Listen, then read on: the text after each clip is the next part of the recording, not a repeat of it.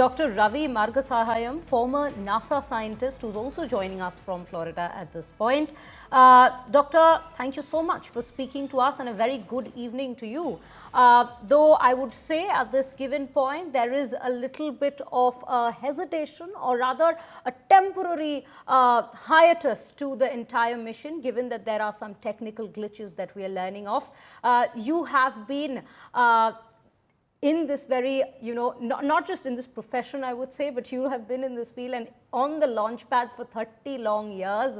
So do help us understand at this stage a technical hindrance of this sort where we see a liquid oxygen leakage issue being looked after at this stage. What does it translate on the ground for this very mission?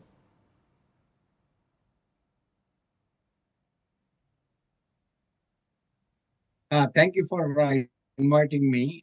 As I said, my expertise lies with the Space Shuttle program because I was involved with that for 30 years and launched about 100 shuttle rockets.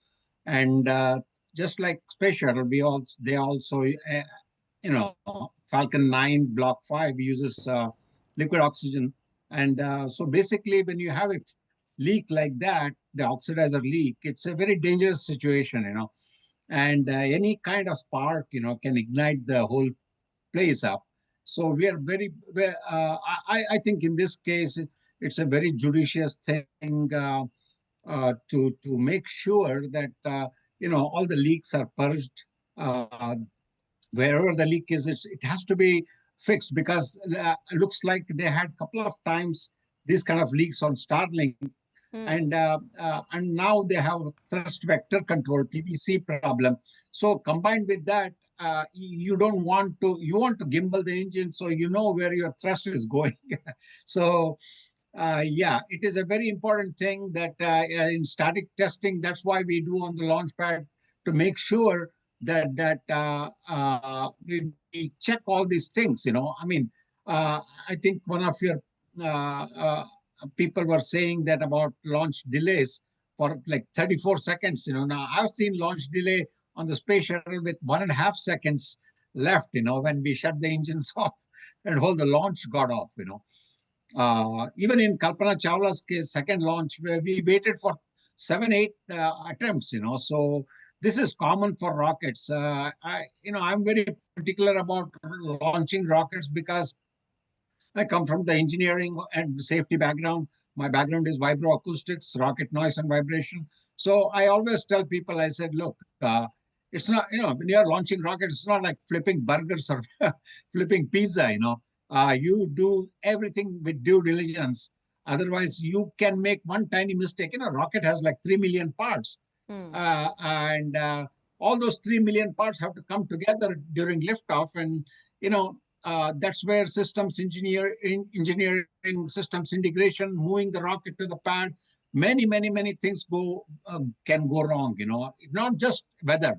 Weather is just one problem we have, but also leaks, yes. But just moving the rocket to the pad and getting it ready, we have very many problems. So I think SpaceX is doing due diligence. I know Gerstenmaier, he was my boss in NASA for many 30 years, I guess, or more. William Gerstenmaier, he's the guy who said, okay, no more launch today, or we'll check it out until we solve all the technical issues. And that's a good feeling for me because don't forget, this is human space flight. We are sending humans, my brothers and your brothers and sisters and stuff like that, So we just don't want to take any risks. There is a risk posture, but there is a risk not to take posture also. Because what is the delay? Okay, you go 10 days delay, so what? I mean, Sunita Williams came 1 year later. So what? We did some experiments there. So, again, the delay, is, we have waited, India has waited 41 years to send an Indian to the ISS.